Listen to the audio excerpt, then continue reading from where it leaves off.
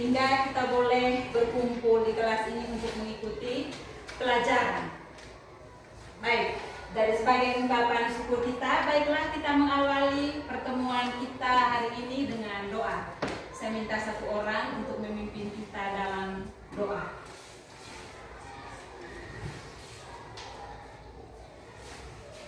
Mari kita semua berdiri.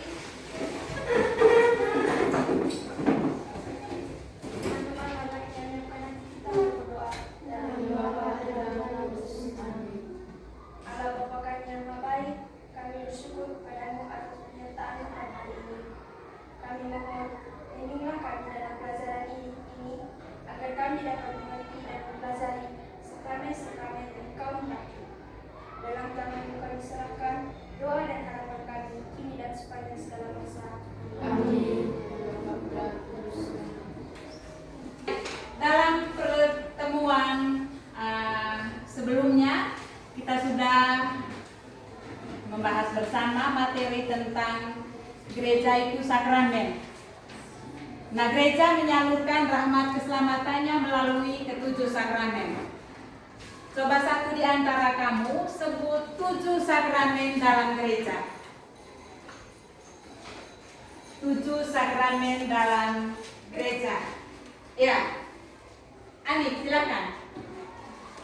1. Sakramen baptis, 2. Sakramen ekaristi, 3. Sakramen krisma, 4. Sakramen tobat, 5. Sakramen perkawinan, 6. Sakramen minyak suci, 7. Sakramen imam. Baik, jadi itu 7 sakramen dalam gereja. Ya, 7 sakramen dalam gereja Katolik. Ada sakramen baptis, sakramen ekaristi, sakramen krisma, sakramen tobat, lalu sakramen imamat, perkawinan, dan minyak suci. Nah, dari ketujuh sakramen itu ada 3 sakramen inisiasi. Siapa yang bisa menyebutkan 3 sakramen inisiasi dalam gereja? Ya, Yogi? Yang pertama sakramen baptis, yang kedua sakramen ekaristi, yang ketiga sakramen krisma. Jadi ada 3 sakramen inisiasi. Ya, ada sakramen baptis, sakramen ekaristi, dan sakramen krisma. Dari hari ini kita membahas salah satu dari 3 sakramen inisiasi, yaitu sakramen baptis. Jadi kita akan membahas materi tentang sakramen baptis. Nah, di hadapan kamu ada beberapa foto. Jadi silakan diperhatikan foto-foto itu. Ya, foto atau gambar itu. Jadi silakan diperhatikan.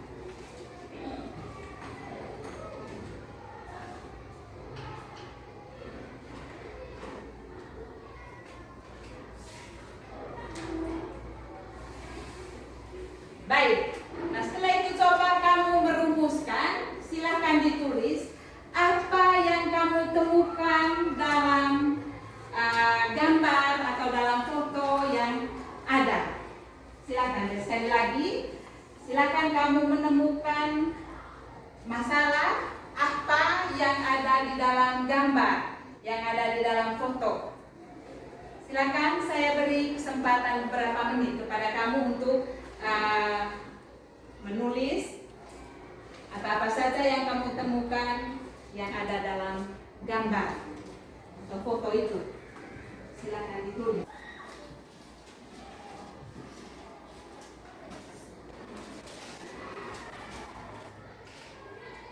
Sudah? Sudah, Bu. Baik, kalau tugas yang pertama selesai, selanjutnya saya minta kamu untuk baca teks, ya, teks kitab suci. Buka buku halaman 115, ya, buku halaman 115.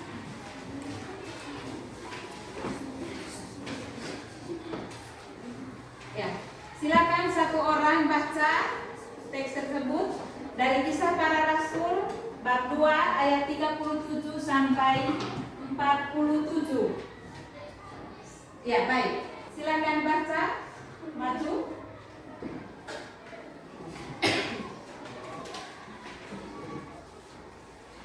Bacaan dari Kisah Para Rasul, bab 2 ayat 37 sampai 47. Ketika mereka mendengar hal itu, hati mereka sangat terharu. Lalu mereka bertanya kepada Petrus dan rasul-rasul yang lain, "Apakah yang harus kami berbuat, saudara-saudara?"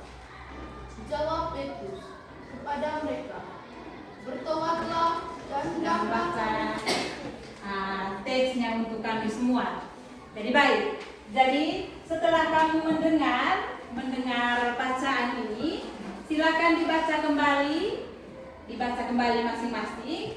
Lalu sama seperti tugas yang pertama tadi, kamu coba merumuskan kembali apa saja yang kamu temukan dalam bacaan tersebut berkaitan dengan materi tentang sakramen baptis ini. Silakan ditulis kembali masalahnya apa. Atau apa yang kamu temukan dalam teks ini berkaitan dengan materi tentang sakramen baptis ini. Sudah, Bu. Ada yang sudah? Sudah, Ibu.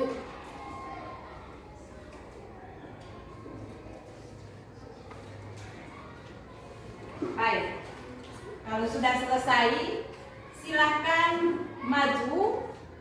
Ya, silakan maju untuk menulis di papan tulis masalah-masalah yang kamu temukan dalam gambar atau dalam foto, juga dari bacaan yang sudah kamu baca, dan juga mewakili kamu semua tadi ada teman yang membacanya untuk kita semua. Jadi silakan maju. Oh ya, Laura silakan tulis yang pertama di papan pertanyaan-pertanyaannya.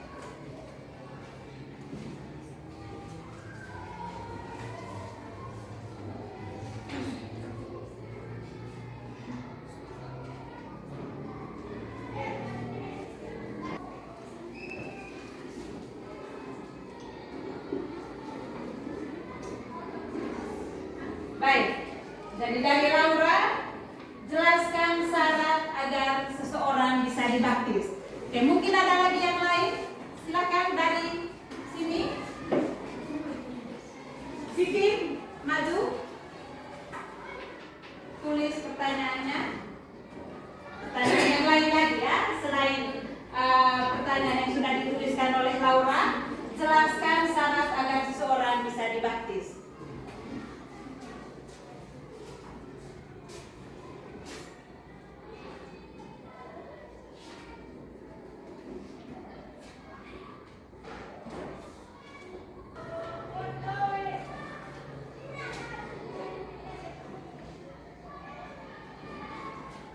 Baik, dengan cara apa saja pembaptisan dalam gereja Katolik dilakukan?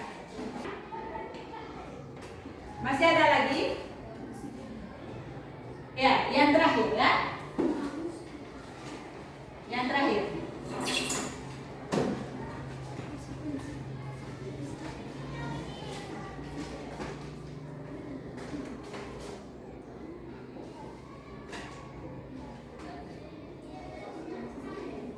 Misalnya kalau ada yang kurang nanti boleh ditambahkan lagi. Ya, kalau masih ada yang kurang silakan ditambahkan. Siapa yang maju silakan. Ya. Dari beberapa pertanyaan di dalam. Dan sebelum kita masuk ke dalam kelompok. Jadi mungkin ada pertanyaan yang masih kurang, silakan. Silakan ditambahkan.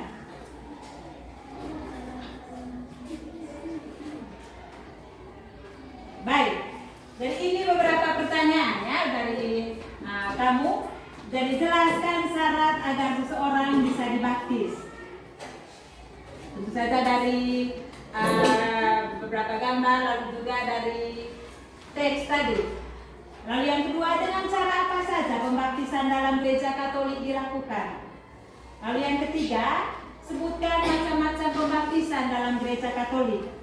Yang keempat, jelaskan tahap-tahap dalam pembaptisan dewasa. Lalu yang kelima, apa makna dari penerimaan sakramen baptis. Lalu yang keenam, konsekuensi atau apa akibat bila seseorang sudah dibaptis. Nah sekarang kamu coba merumuskan jawaban-jawabannya dalam kelompok.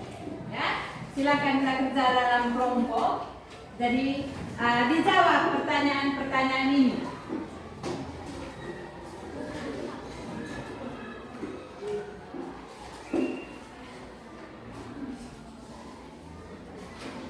Jadi pertanyaan-pertanyaannya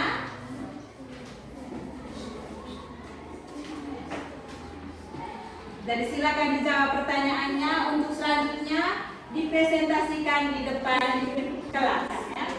Kalau tidak pas di halaman depan bisa ditulis di belakang.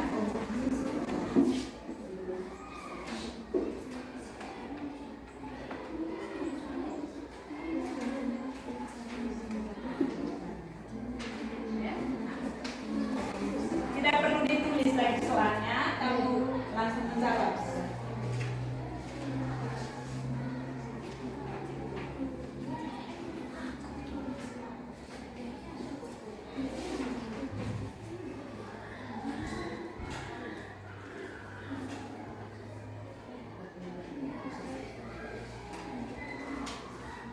Di depan kelas kita mulai dengan kelompok 1. Silakan yang mewakili kelompok 1 maju untuk presentasikan jawaban-jawaban mereka. Kita yang lain, kelompok-kelompok yang lain mendengarkan ya. Terima kasih atas kesempatan yang diberikan kepada kelompok kami. Selamat siang teman-teman. Siang. Saya akan mempresentasikan pekerjaan tadi. Soal nomor 1. Syarat agar seseorang bisa dibaptis. Jawaban: beriman kepada Yesus Kristus. Soal nomor 2. Dengan cara apa pembaptisan dalam gereja Katolik dilakukan? Jawaban: dengan cara menuangkan air ke atas calon pembaptis. Soal nomor 3. Kata-kata yang diucapkan pastor pada waktu membaptis. Jawaban: aku membaptis engkau dalam nama Bapa, Putra, dan Roh Kudus. Soal nomor 4. Sarana yang digunakan dalam pembaptisan. Jawaban: masa praktek kemenat diakhiri dengan upacara tahap pertama, yaitu pelantikan katekumenat.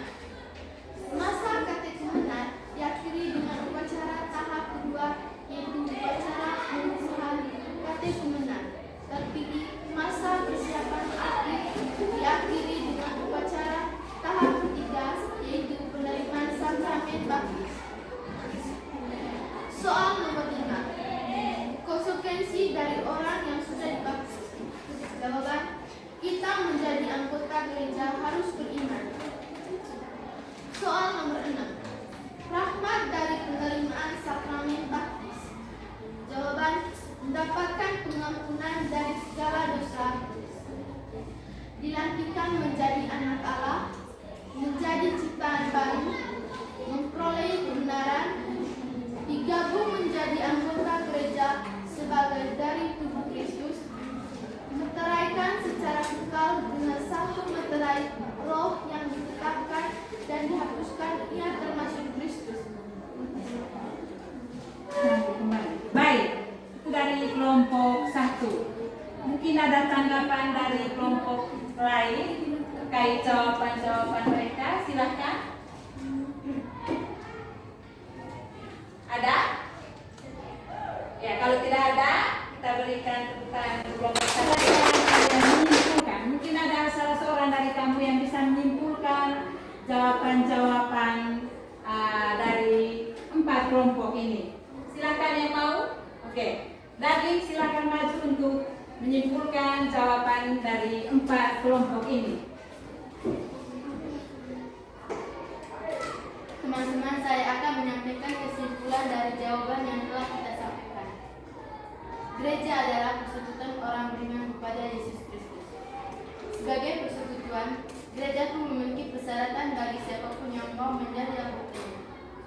Syarat yang paling utama adalah beriman kepada Yesus Kristus Selanjutnya orang akan menerima sakramen baptis. Pembaptisan dalam gereja Katolik dibedakan atas dua, yaitu baptis bayi dan baptis dewasa. Lambang-lambang dalam penerimaan sakramen baptis yaitu air, lilin bernyala, kain putih, minyak. Makna dari sakramen baptis yaitu mendapatkan pengampunan dari segala dosa, menjadi ciptaan baru, artinya dilanjut menjadi anak Allah, digabungkan menjadi anggota gereja. Baik, kita berikan tepuk tangan. Baik, terima kasih lagi untuk kesimpulannya. Jadi saya akan melengkapi sedikit apa yang sudah disampaikan oleh Dadi. Baik, jadi sama seperti yang sudah disampaikan, gereja sebetulnya adalah persekutuan orang beriman kepada Kristus. Nah, karena gereja adalah persekutuan, gereja pun memiliki persyaratan bagi siapapun yang mau menjadi anggotanya atau siapapun yang mau bergabung menjadi anggota gereja. Nah, syarat utamanya adalah beriman kepada Yesus Kristus. Nah, beriman itu tentu saja tidak hanya sekedar percaya, tidak hanya sekedar memiliki buku doa, ya, menghafal sejumlah doa, memiliki kitab suci, tetapi yang paling utama adalah apa yang kita imani, apa yang kita percaya, kita wujud nyatakan dalam perbuatan atau tingkah laku kita. Nah, kalau syarat utama itu sudah terpenuhi, maka selanjutnya orang akan dibaptis. Ya, selanjutnya orang akan dibaptis. Nah, dalam gereja Katolik ada dua macam pembaptisan. Seperti yang sudah disampaikan, ada pembaptisan bayi dan ada pembaptisan dewasa. Nah, tentu saja yang umumnya dilakukan adalah pembaptisan bayi. Jarang terjadi pembaptisan dewasa di wilayah kita. Ya, lalu bagaimana tanggung jawab imam untuk pembaptisan bayi ini? Nah, tentu saja itu adalah tanggung jawab dari orang tua, lalu juga lingkungan di mana anak ini tinggal. Yang ketiga, kita menjadi anak Allah. Lalu yang keempat, yaitu bahwa yang paling penting yaitu kita digabungkan menjadi anggota gereja. Ya, itu rahmat, berkat dari sakramen baptis, rahmat dari pembaptisan bahwa kita digabungkan menjadi anggota gereja. Kita dimeteraikan oleh sebuah meterai rohani bahwa kita ini adalah anak-anak Allah. Kita boleh berharap sepenuhnya kepada Allah. Dan yang terakhir adalah lambang atau sarana. Ingat, sakramen itu adalah sarana atau simbol, ya. Maka sarana yang digunakan dalam penerimaan sakramen baptis sudah disampaikan oleh teman tadi, yaitu air. Air itu adalah sarana utama dari penerimaan sakramen baptis. Dari air itu artinya membersihkan, ya, lambang dari pembersihan dari segala dosa. Lalu yang kedua, lilin bernyala. Lilin bernyala itu lambang dari terang Kristus. Lalu yang ketiga, kain putih, kita mengenakan Kristus. Dan yang terakhir, minyak. Jadi minyak yang diurapi di dahi calon baptis. Baik, jadi saya rasa itu saja inti dari materi kita hari ini. Ya, Ibu. Jadi mungkin ada pertanyaan yang kurang jelas? Tidak ada, Ibu. Baik, tidak ada. Terima kasih untuk waktunya hari ini.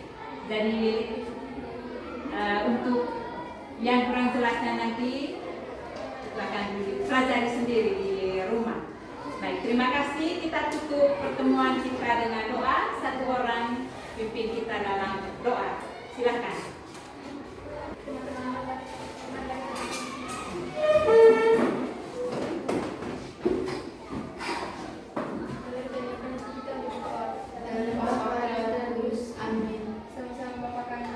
Yang ada di surga, dimuliakan namamu, datanglah kerajaanmu, jadilah kehendakmu di atas bumi seperti di surga.